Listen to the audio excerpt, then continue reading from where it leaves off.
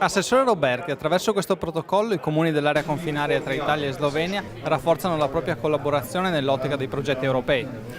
Quando c'è collaborazione tra comuni c'è sempre un elemento positivo e parlo da assessore regionale alle autonomie locali ed è anche la dimostrazione che i comuni, pur non essendo obbligati, decidono di collaborare insieme. Questo è anche una riflessione da fare in chiave della prossima riforma delle autonomie locali. In questo caso c'è un elemento di valore in più, ci sono comuni italiani e comuni sloveni che volontariamente e senza alcun appoggio esterno hanno deciso di unirsi per affrontare delle tematiche che sono comuni ai rispettivi territori, in particolare il tema dello spopolamento e quindi della mancanza di opportunità di sviluppo e di lavoro in questi territori.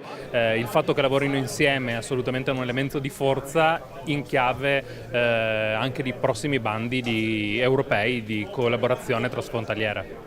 Lei ha segnalato anche la necessità di collaborare tra Friuli Venezia Giulia e Slovenia in vista proprio della prossima programmazione europea. Sì, nei prossimi mesi si stabiliranno i vari budget per quanto riguarda la programmazione europea per il 2021-2027. Bisogna assolutamente lavorare insieme tra Friuli Venezia Giulia, Italia e Slovenia affinché maggiori risorse possibili vengano destinate a questi bandi, di cui tra l'altro il Friuli Venezia Giulia ha usufruito tantissimo.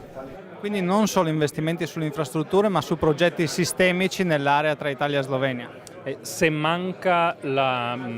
Se i comuni continuano a spopolarsi, questi comuni continuano a spopolarsi, è evidente che c'è una motivazione ben precisa, ovvero la mancanza di servizi, ma soprattutto la mancanza di opportunità di lavoro. Dove si creano infrastrutture, dove si creano progetti di sviluppo del territorio in termine turistico o culturale, chiaramente si creano anche opportunità di lavoro e quindi la gente non va più via, ma rimane in questi territori che non possono essere abbandonati. Signor Ministro, che cosa si aspetta concretamente dallo sviluppo di questi progetti tra Italia e Slovenia nell'area confinaria? Ma come prima cosa devo dire che sono molto contento. Sono molto contento, 24-25 comuni di mettersi insieme per fare un progetto comune di una collaborazione. Assolutamente quello che si aspetta è una crescita del posto, una crescita del paese, un sviluppo assolutamente comune. Sappiamo bene che tutti i comuni della parte italiana e parte slovena fanno parte di una zona un po', chiamiamola un po' depressa, non tanto sviluppata, che comunque ha bisogno di progetti seri.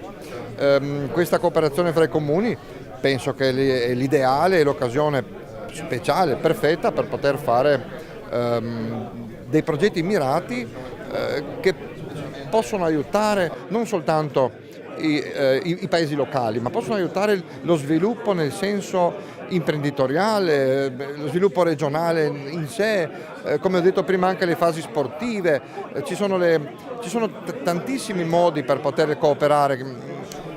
Noi abbiamo fatto tantissimi progetti tra la Slovenia e la Croazia, tra la Slovenia e l'Ungheria.